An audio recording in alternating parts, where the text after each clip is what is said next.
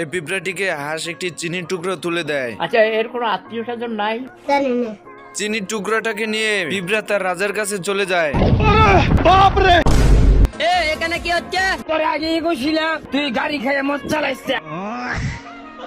চিনির টুকরো দেখে সব পিঁপড়া এক জায়গায় জড়ো হয়ে যায়। ঢোলের আওয়াজ পেয়ে সব পিঁপড়া এক জায়গায় জড়ো হয়ে হাঁসের বাড়ির দিকে রওনা হয়। এদিকে হাঁস পিঁপড়াকে চিনি দিয়ে চিন্তায় পড়ে যায়, কারণ পিঁপড়া তার দলবল সহকারে হাঁসের বাড়িতে চিনি নেওয়ার জন্য চলে আসবে।